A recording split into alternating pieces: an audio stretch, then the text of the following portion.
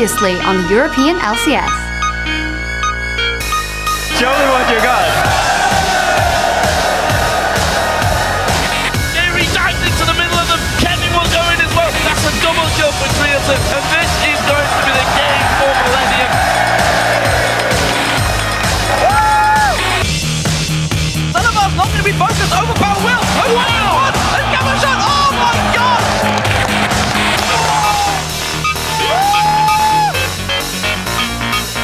We'll be meta. Oh, he's going back to top. No, he's going to throw 1v1. They kill each other.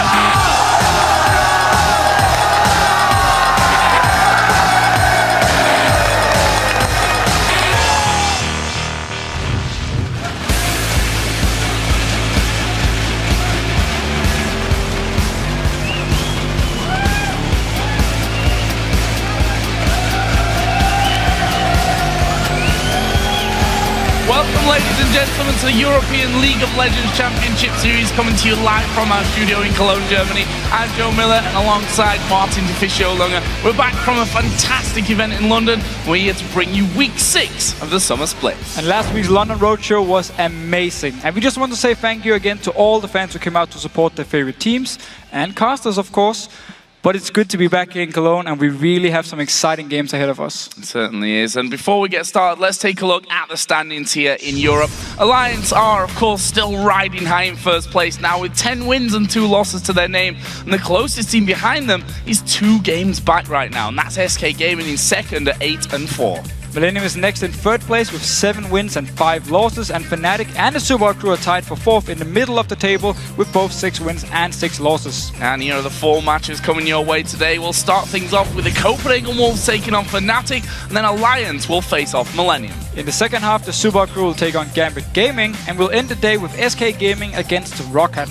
And as our matches play out this week, these will be the 5 players that we'll be keeping an eye on. First up, I chose Overpower because he was the Week 5 MVP and has been a crucial figure in guiding Rockout to their current 4-game winning streak. His return to that spring split form has seen him amass a 20 KDA last week, and teams are going to have to be working on closing him down here in Week 6. Next up is Youngbuck. He had the best performance in the LCS so far versus Alliance on Irelia, where he went 12-3-5. And it was really nice to see him rise to the occasion in London, but I'm just curious as to whether he can bring that form back to Cologne this week. And my first player to watch was actually in the same game as Youngbuck, where he went on this amazing streak with Irelia. We have Taps now.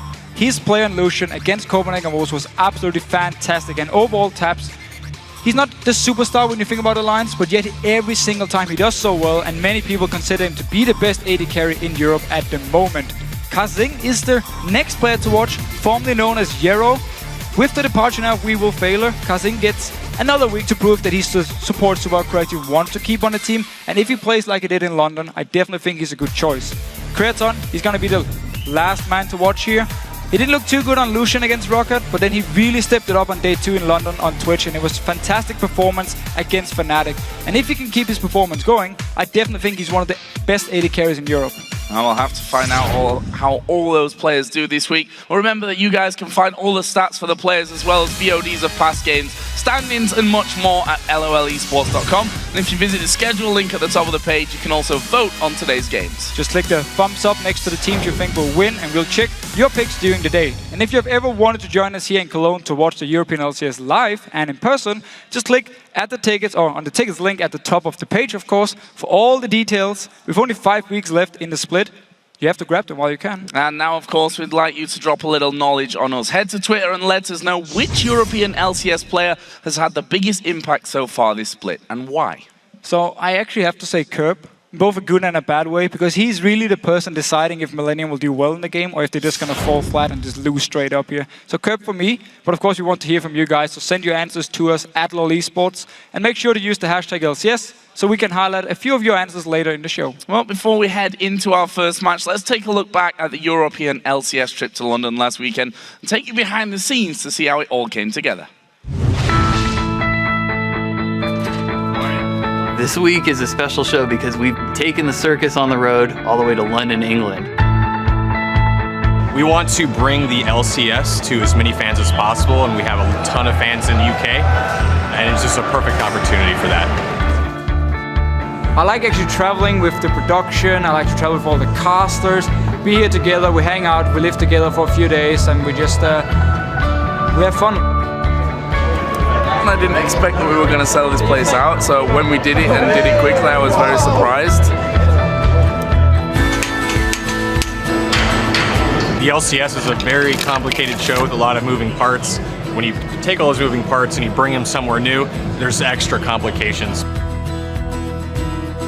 This control room is where the whole team comes together in the Los Angeles portion of the show. There's a control room that's down on site in London in a truck where they're controlling the other end.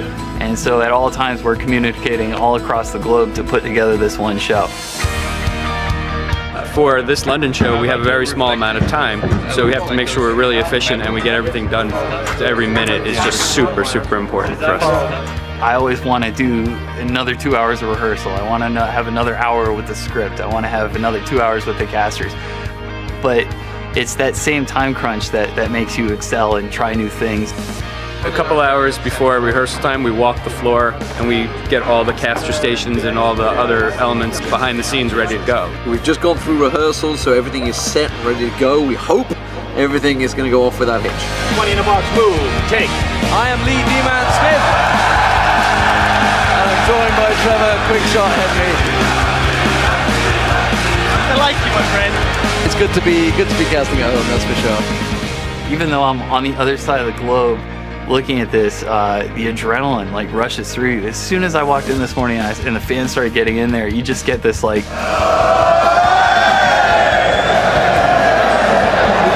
It's so nice to be in a full arena and see all those people that are cheering for the same thing. It's not stop because, as you can hear, the audience just brings a whole level of energy.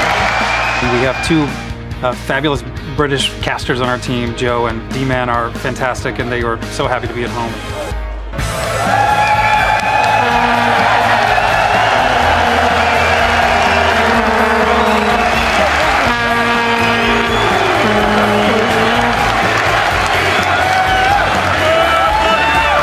Best moment was hearing the entire crowd chant my name, and it literally brought a tear to my dad's eye.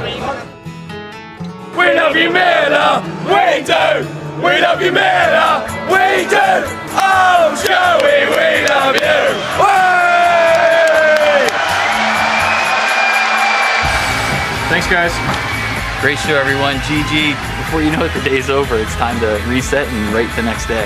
For myself, Joe, Quickshot, Deficio Shocks, and the entire broadcast team, thank you for watching, and we'll see you next week. Really, really amazing event. Yep. I think Demon summed that one up perfectly for both of us. It was pretty special to be casting at home. I have to agree. I mean, just being there with you guys as well, hearing the crowd go crazy, and the British crowd is a bit special as well, with some of the things they yell. Special. Wow, that's an interesting word. In a good way. In a good way, of course. And guys, with that, let's kick off things here for our first LCS clash of Week 6 as the Copenhagen Wolves take on Fnatic.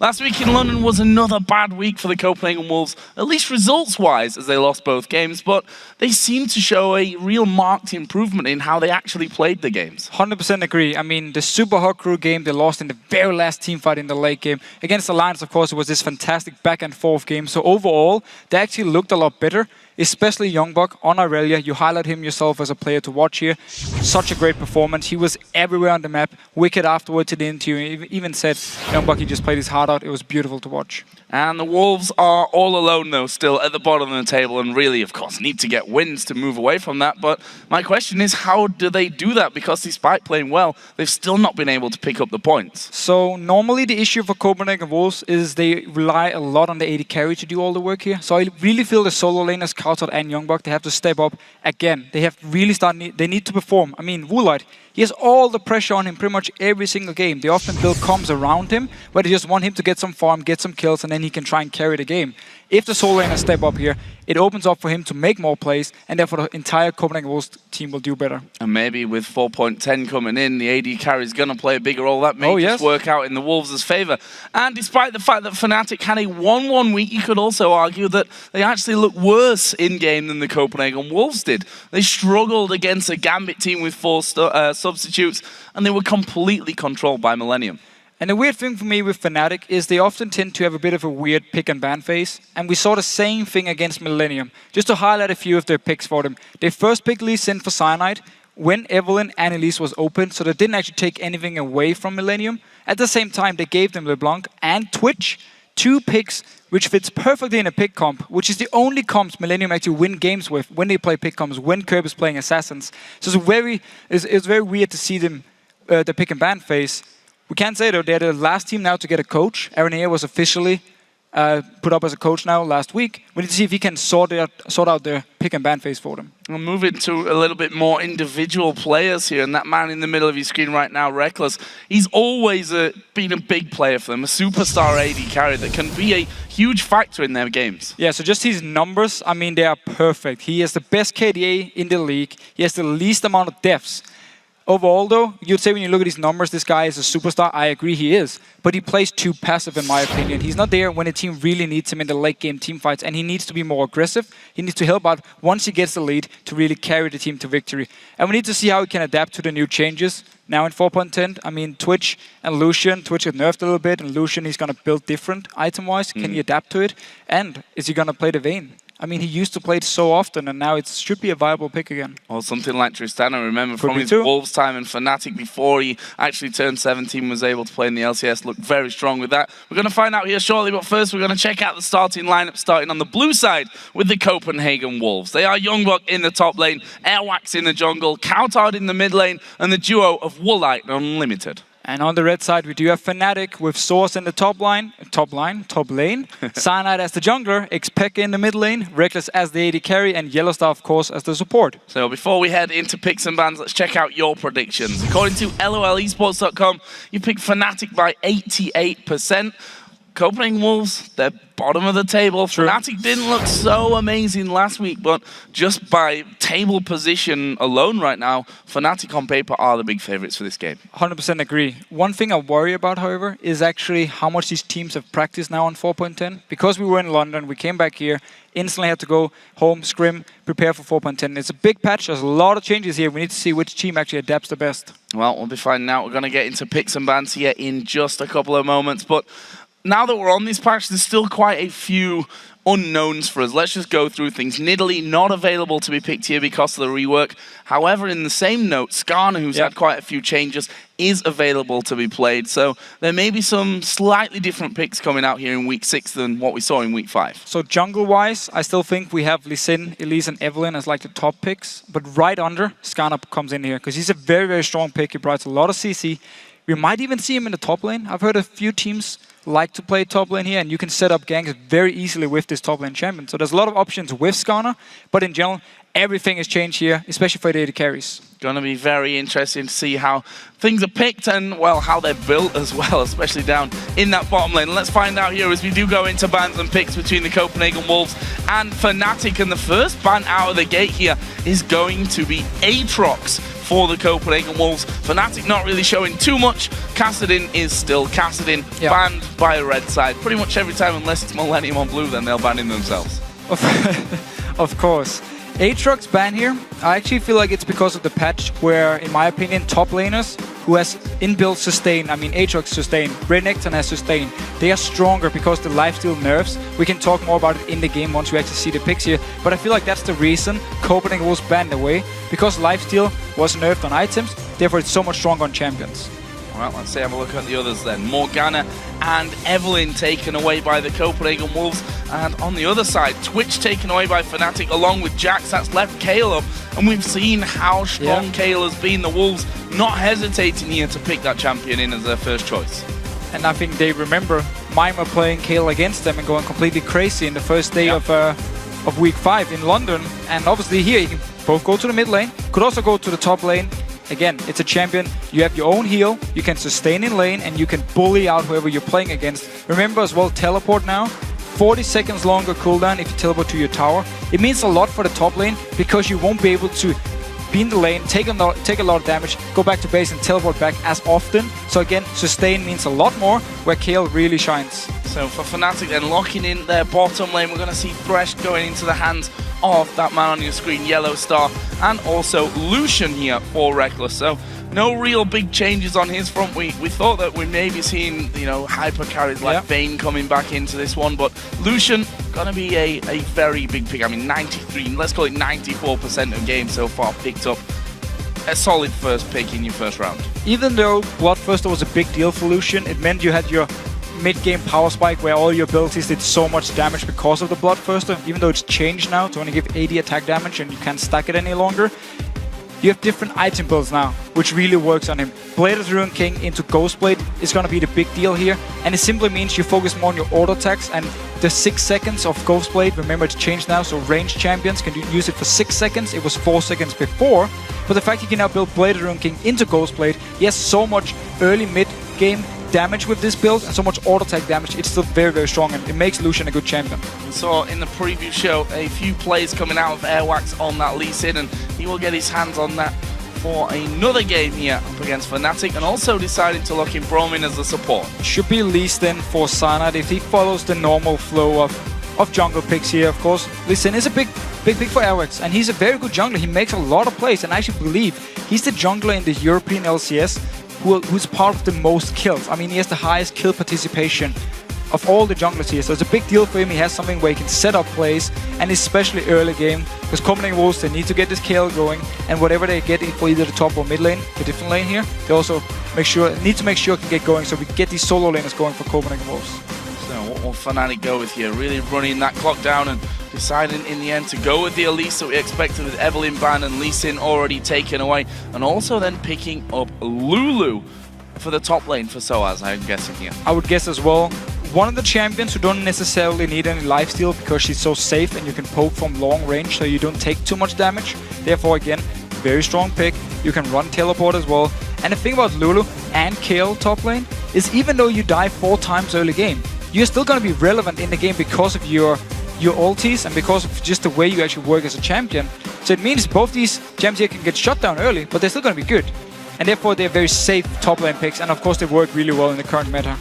So what will the Wolves be settling in with this time around? Looking for the AD carry, and thought maybe that would be a Kayle in the top lane. It's actually going to be Ashe locked in, and they take Renekton as well. So Kayle going to be settled in with Countard in the mid lane, and Youngbuck going to be taking his Renekton to top. But Ashe coming up, first pick here in the European LCS.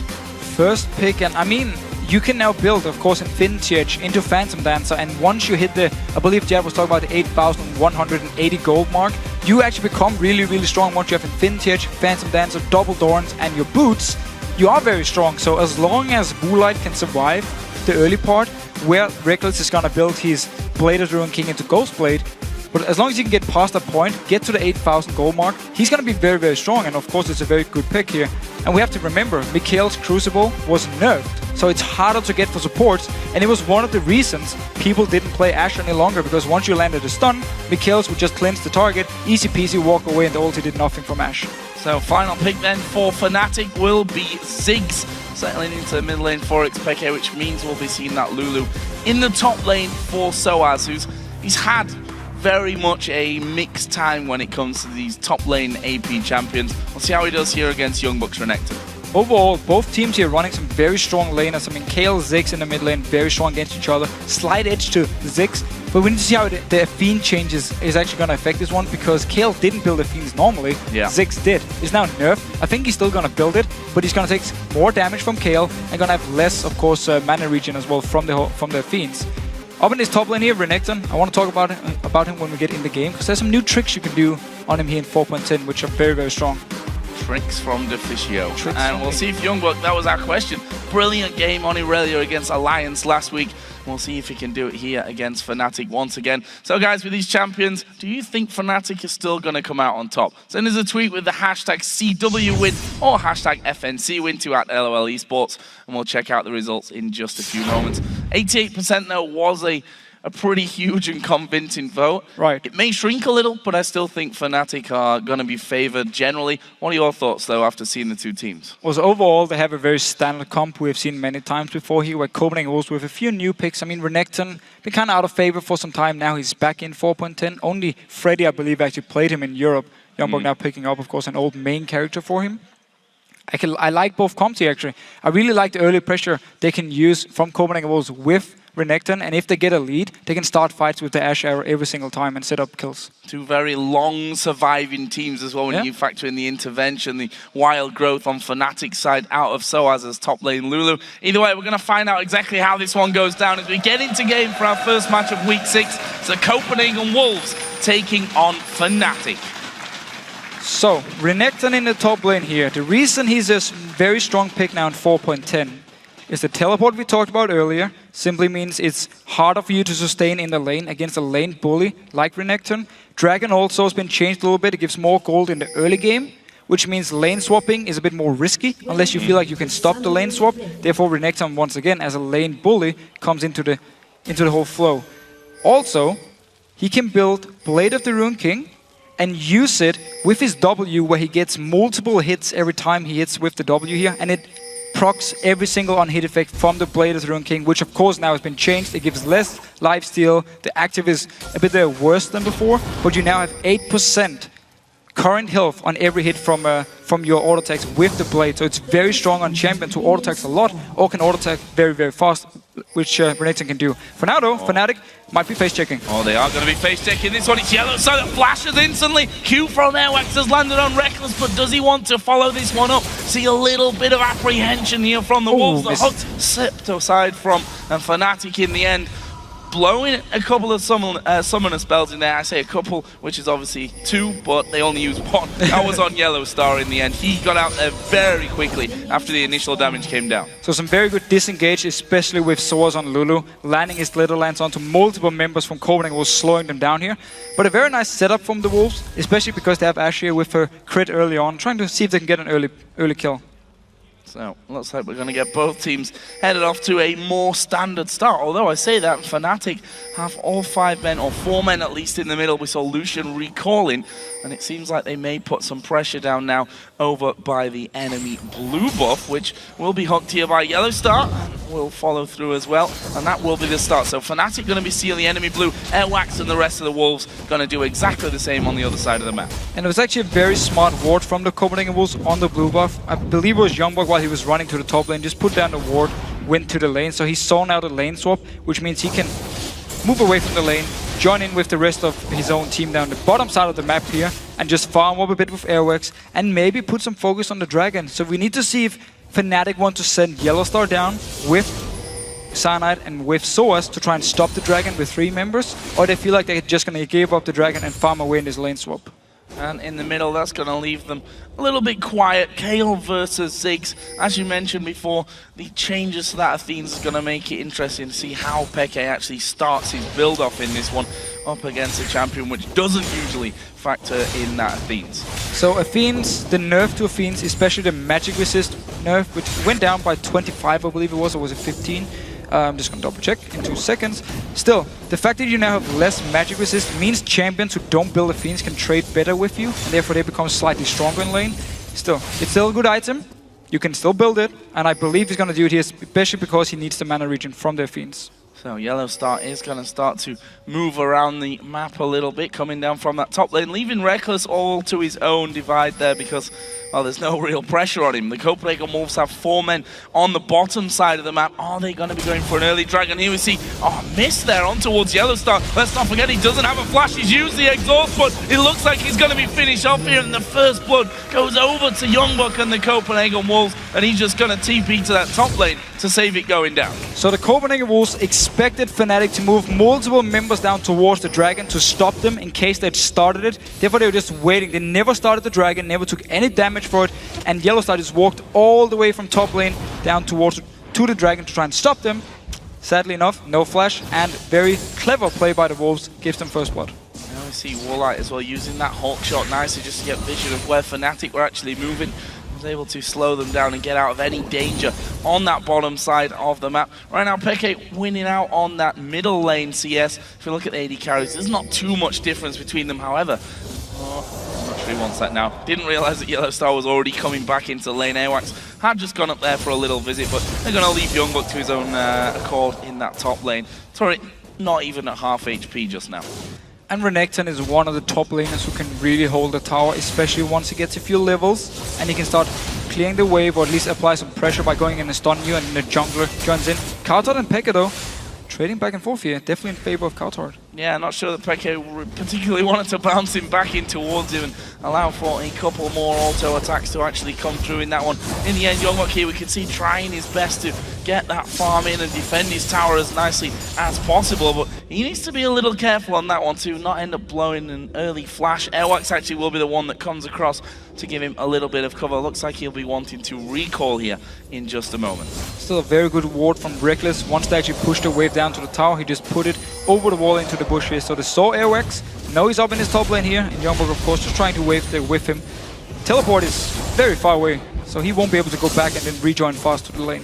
Don't forget that teleport, 40 seconds added to it when you come to the tower, so it becomes a little bit more dangerous to use it willy-nilly, as we often see a lot of these top laners do to move quicker up into a farming position. That seems to be the first recall from Peke, so we'll see exactly where he goes with this Ziggs build. A little bit scared there of Coulthard coming through. Unlimited actually waiting off to the side as well. That's a good ward who would have spotted Unlimited coming through either way. Top lane is still pushing though in favor of Fnatic, and just a couple more auto attacks from Reckless will be able to finish that one off. I could imagine that the bottom lane's in a similar scenario because there's been pressure on that for a while, but look at this. Airwax now coming to the middle as well. They get the slow on Peke, but it's about getting him away from this mid lane turret. They're calling Soaz now to middle to make sure that they can defend that.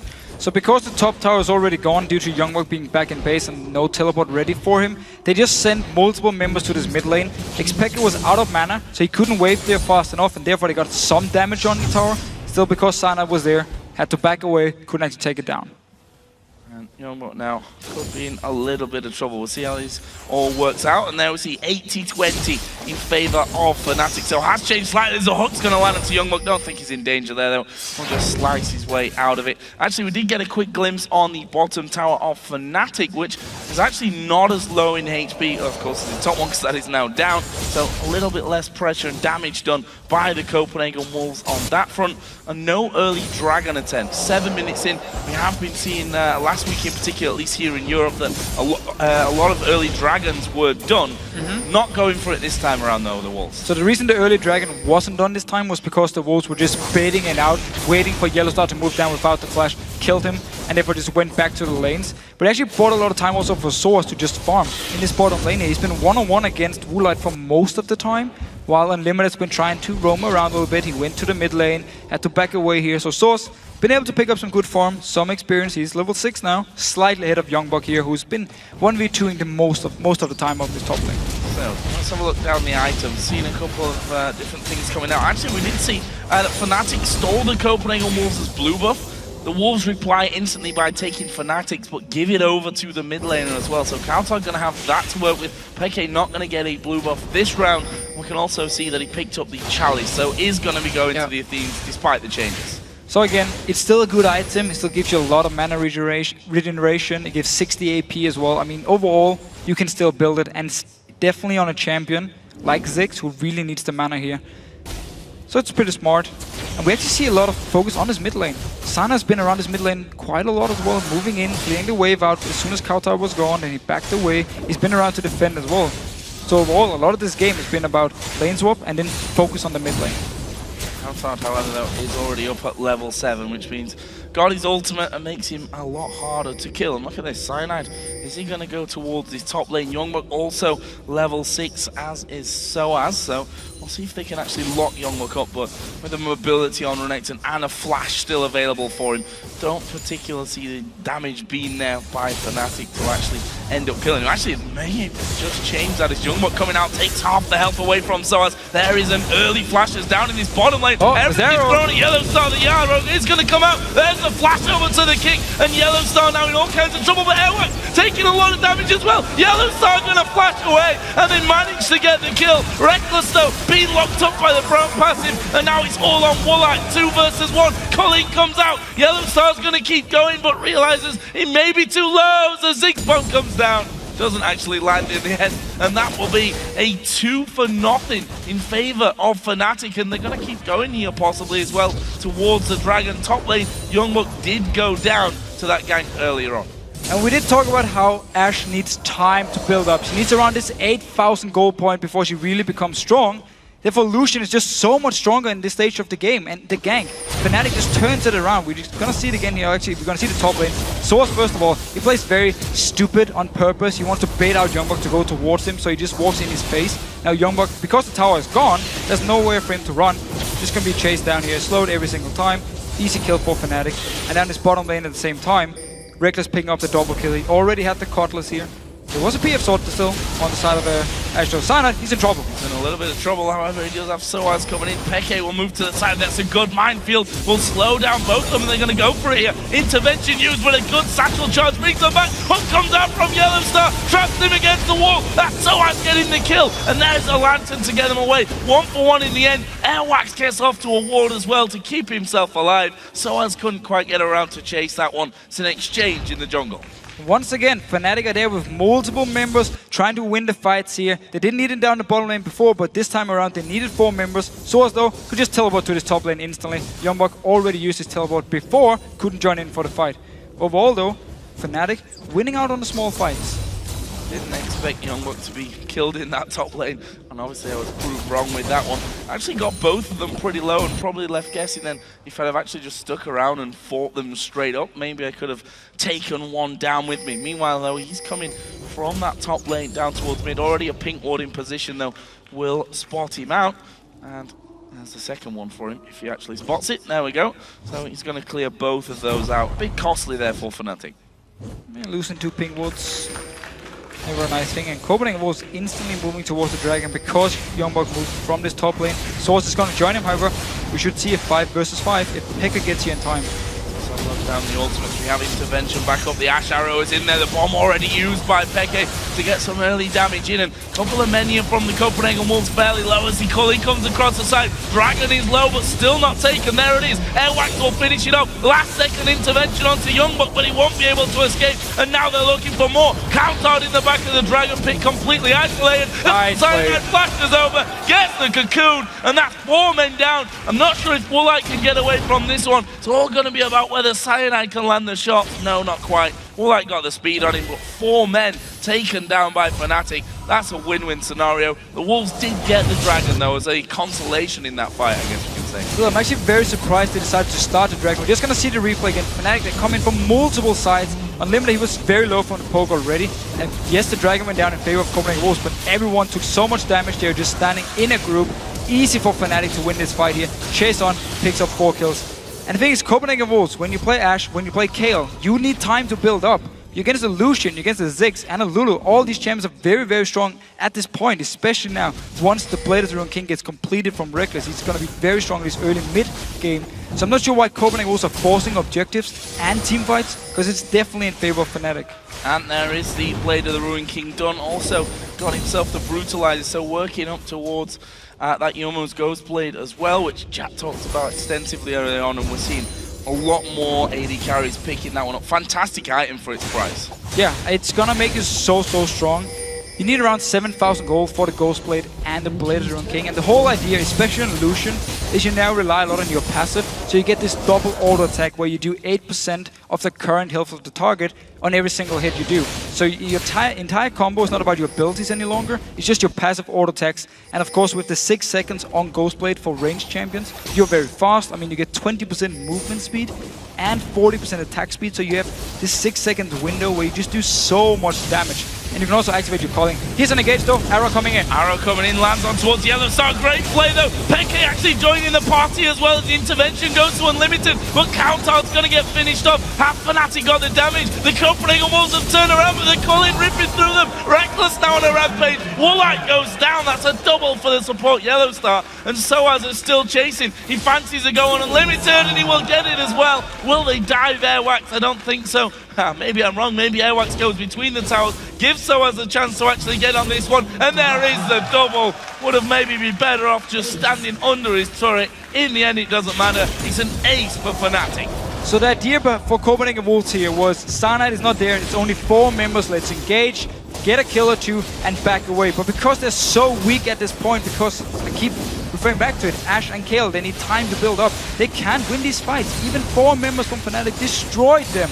And just pick up even more kills, even more gold for Fnatic. Overall, this game is really getting out of hand.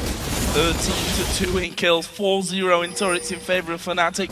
The outer ring completely down, that middle inner turret. Fourth of the game, and the Copenhagen Wolves need to stall this one out for a long time. Let's just say at this stage. That Kayle nowhere near being powerful enough to have the impact that, I mean, look at Reckless here, 4-0-6. He's got Cyanide on Lulu, not Cyanide on Lulu, that wouldn't make sense. Soaz on Lulu at 4-0-5. They're actually going for Airwax, going to kick him back. Repel will actually send him to the backside, and like that, 2 versus 3 are able to keep them away from Cyanide, and now Woolite's in all kinds of trouble. Soaz on him, he's got a red buff as well. Arrow used though, Woolite turns that one around, and there is, he's ticking away, but it's not going to be enough. Really, really well done. Didn't use the ult on himself. Yeah, Soaz, he didn't expect the arrow in the very end from Woolite, so he saved his ult for such a long time. Yellow Starter in trouble. He's in complete no man's land, gonna get caught. Capsule actually flashing in. Has he got the damage to finish off? No, Yellow Star getting away from that. And now Peke throwing it all back at them. Cyanide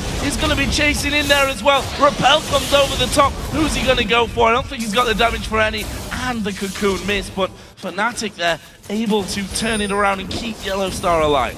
But Copenhagen also trying to find fights now, just not team fights, but just 1 or 2 fights here and there. If they can find 1 or 2 members from Fnatic out of position, they want to go for it, want to try and pick up a kill and then back away. So they're playing a bit of an aggressive style of defending here by constantly looking for fights. And then of course Soaz down this bottom lane shouldn't have died.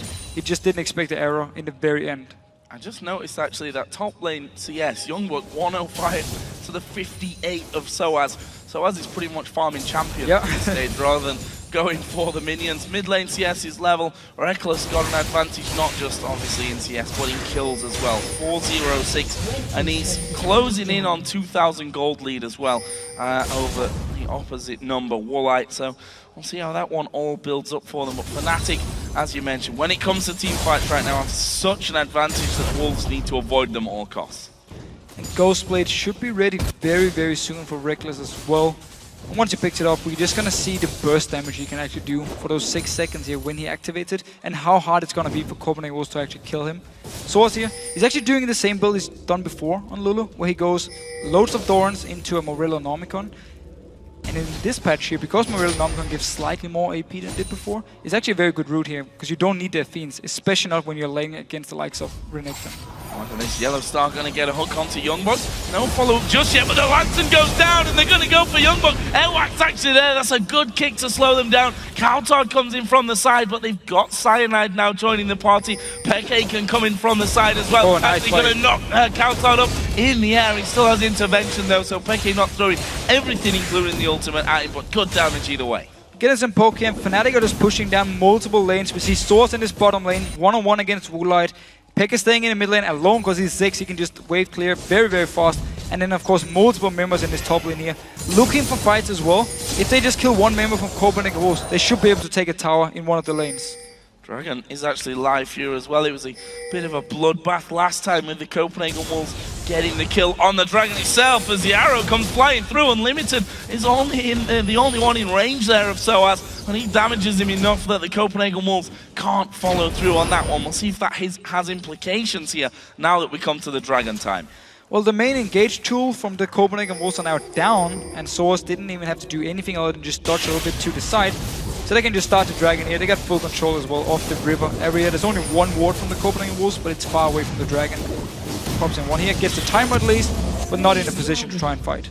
And there's Soaz straight away. He's going to teleport onto the top lane, make sure that Youngbuck can't have a go at that one.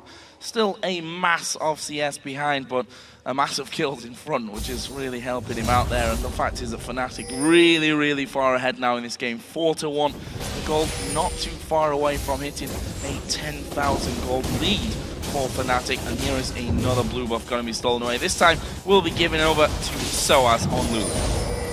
So blue buff here. Oh, they're going for Youngbuck again. And the hook. Nope. Wow. Not quite in there. Actually went for his position before the slice came out, but see that pretty much every lane except the bottom side is being a little bit pressured. Although I say that the top lane was pushed up further there by Youngbuck, but down in the bottom, Woolite's trying his best here to get some turrets. Yeah, they're actually giving Woolite a lot of farm here because Fnatic leave him to farm by himself. Don't really manage to punish anywhere else on the map, so Copenhagen Wolves for now, defending well. Will pick up a tower because teleport is gone from Source. He had to use it top lane just before, so he won't be able to defend it.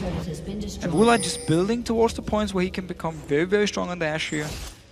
Still need a bit of time though. And while we can talk about how long it's going to take, because Infinity Edge is up, his way up well to the static shift, but on the other side, that Ghost Blade already done for Reckless. We also see a needlessly large rod for Peke on top of his Athenes. The shift was just completed as well by Woolite after he took down that one as the arrow comes through, but not quite in the right position. So as just stepping off to the side, and this could actually be dangerous for the Copenhagen Wolves, trying to hold on to this inner turret in that top lane. Very, very close. There are only 4 members from Fnatic here. Airworks though taking a lot of damage trying to move in for the engage.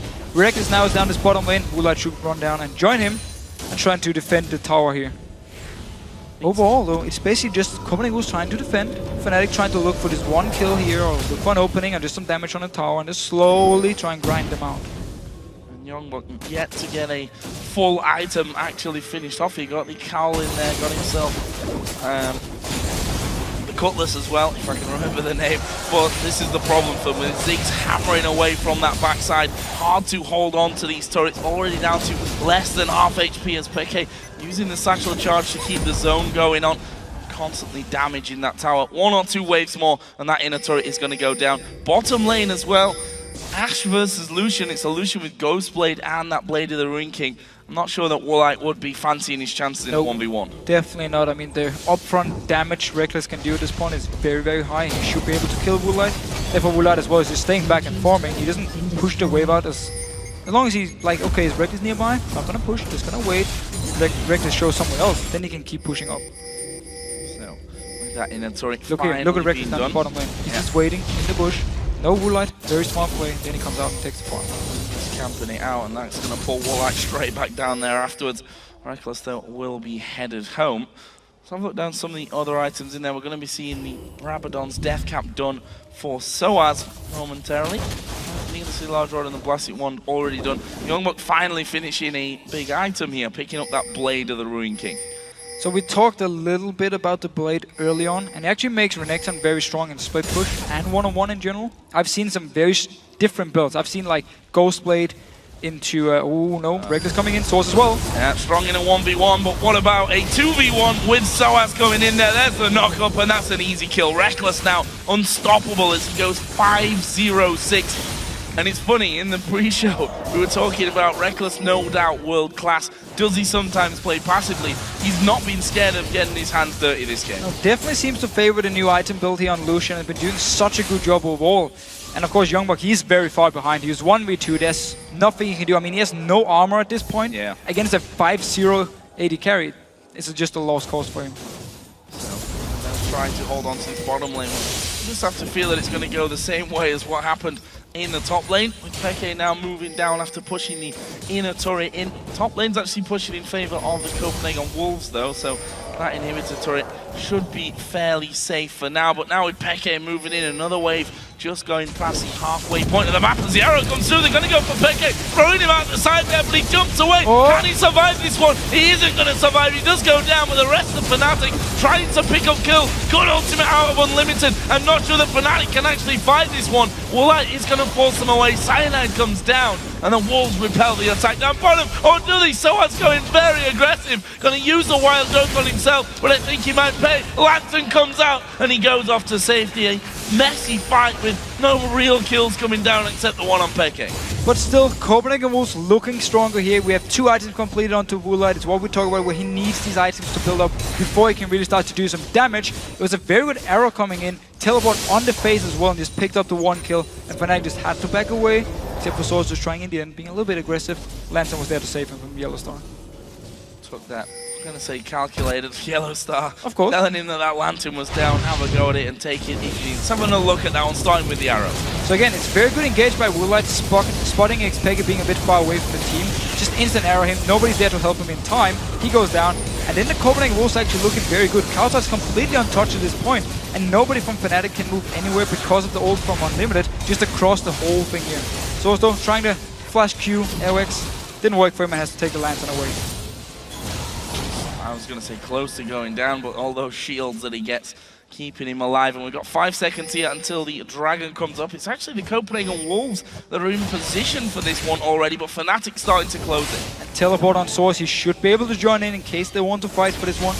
Woolite arrow once again. Oh, going towards Cyanide here, but he's just going to go up in the air. We'll come right down on top of him. Good Lantern. TP going to come in from the side as well. Where's the damage going? The hook comes in. They manage to get the AD carry. He gets the intervention on him and maybe gets Reckless out of the fight. No, Reckless has damaged too much for them there to double. Another double for Yellow Star. We'll see a kill for Reckless now as he starts dominating the game at 6-0-9.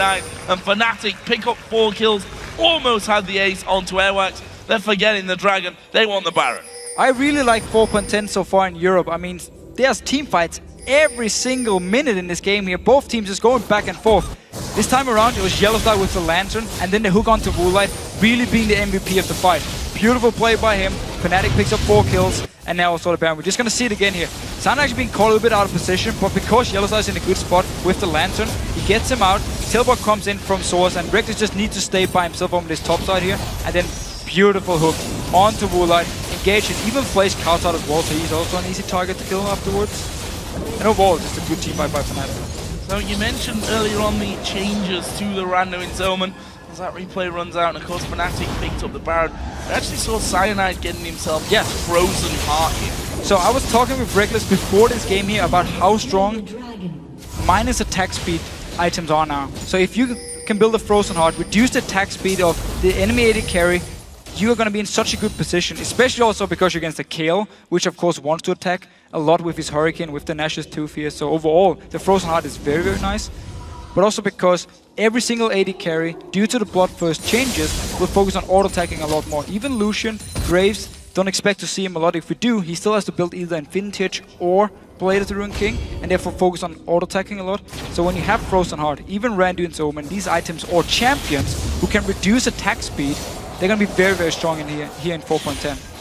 So let's take a look at the big picture as we're approaching the half-an-hour point of the game. 18-4 in kills. Big lead on that front for Fnatic. The gold is sat already over 12,000 with 5-2 turret lead for them as well. So definitely their backs to the wall here, the Copenhagen Wolves. And with that Baron Buffon now for Fnatic, they're going to come under a torrent of aggression out of the Fnatic team, trying to siege down these towers. And we see there already the damage coming on towards Kauton. That's going to force him right back away from it. Unlimited doing his best to try and hold them in, but he gets hooked, finished off, absolutely blown to pieces, with Reckless getting another one at 7-0-9 now.